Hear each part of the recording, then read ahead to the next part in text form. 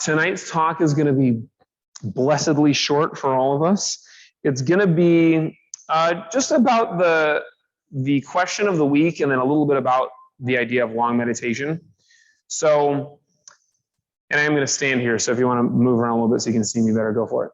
The question of the week is not something that there is one right answer for, and the way that I'm going to talk about it tonight, again, this is not the answer, but this is a helpful way to look at it from my experience. The question of the week is, how do we discern truth from illusion? And the question really is on a personal level, how do you discern truth from illusion? And if the answer is, I don't, I have no idea, then that's a good place to look at. If you have a very clear way that you go about doing this, great. And this is an opportunity to explore that and to look at other options or other ideas with this. So first, let me say that on some level, this is all illusion. So on a super deep level, you know, we're in the matrix, and the only way you're going to get past the illusion is just to let go of all of it. And this is what we're in the beginning trying to get just a whisper of with our meditation. I'll probably come back and talk a little bit more about that. But I was talking about this with one of the students earlier today, and she asked me, what's meditation tonight going to be? And I said, oh, it's about discerning truth from illusion. She said, oh, that's so interesting. I'm taking this psychology class about some kind of something like this. And she said that we were talking about this interesting thing that happens with your eyes.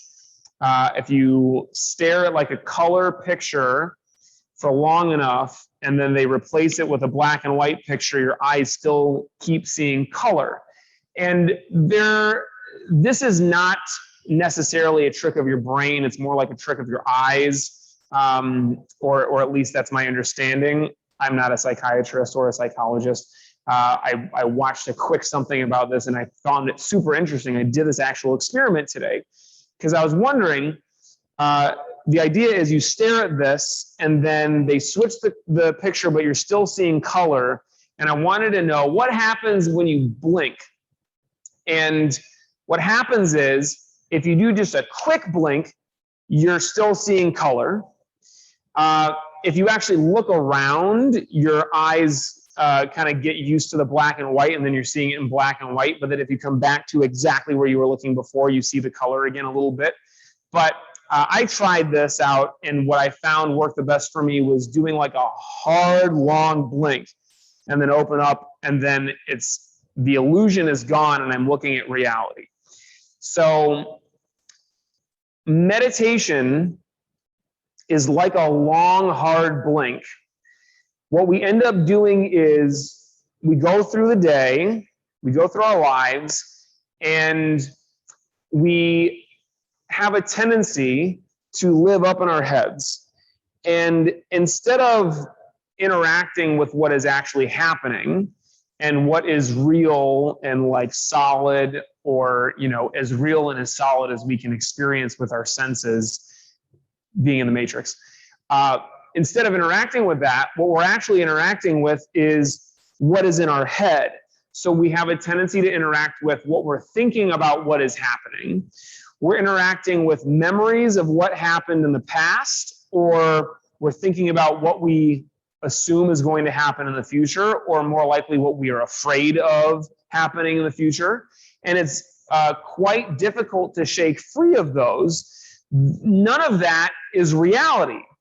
The thoughts that we're thinking about, like the worries, the concerns that we have, when somebody looks at us funny and we assume that there's some problem there that is not necessarily there, all of that stuff that we make up, this is more or less the entirety of our experience of life. It's all nonsense. None of it is real. And we buy into it so deeply that it's very difficult to recognize that and let it go. We get attached to these illusions and these things that we have convinced ourselves are true. And so we're living a lie. and we're living in an illusion. And it's an illusion within an illusion, because all of this, what feels real is just a bunch of atoms bouncing off of each other, and everything that we think that we see, our eyes are not actually perceiving what's here fully. There are, different dimensions and things that we can't see and can't even comprehend without even getting on that level. What we can really fully experience just with our senses in this life, on this plane of existence that we are in, is plenty interesting. There's so much beauty and so much just incredible life to experience. Why do we keep going off in our heads and living in our illusion and living in our concerns, our worries, and all of that stuff? So one of the ways that we use our practice to be in the present and to be completely connected to reality is just by focusing on our movement. So for example, we're doing Tai Chi or Kung Fu, and we focus on the way that we move our body. We focus on the feeling of our feet on the ground. We focus on the mechanics and the way that we move. We might feel aches and pains. We might feel whatever the sensation is that our body feels. That is more real than what we normally experience. But then what happens very often is, for example, you throw a kick and your knee hurts, and then you start to go into that, and you're like, my knee hurts. Maybe I have arthritis. Maybe my knee is permanently damaged and I'll never be able to throw another kick again. And then you're like here in your knee. Meanwhile, the rest of us are 3 counts beyond into the next technique. So what you do is, that's not what's happening. This is what's happening. And so then you bring yourself back. And part of our goal is to just be able to more instantly come back to the present moment by just focusing on what is actually happening in your body, rather than what you are thinking about what is happening in your body or what you're worried about. And we have this opportunity on a second-by-second basis in class. Another thing that we use is the breath. Just like in meditation, we focus on the breath. We're throwing a strike, we exhale, and we focus on that feeling. We're doing Tai Chi. We have our mind kind of absorbed by the feeling of the breath, and that's the way that it should be in meditation as well. So whether it's a moving meditation or it's a sitting meditation, this is really the practice of coming back to the present moment and being completely connected to reality. And when we sit for a very short period of time, if you're great at it, then you'll be able to get to a clearing in your mind where then you can reconnect to reality, connect to the present. If you are practicing martial arts for a very short period of time, or it's intense enough, and or you are good enough at really connecting to what you're doing in your physical self, then you can use that also as a clearing, and then you're connected back to reality. And I'm just going to go out on a limb and say that we're not all that amazing at it yet, so we're going to spend some more time. When you practice for an entire hour, you come out of the other end of that class changed. You're transformed. All the stuff you were worrying about before class does not exist for you anymore. You can't be thinking about that stuff while you're trying frantically to keep up with class and figure out what in the world is going on.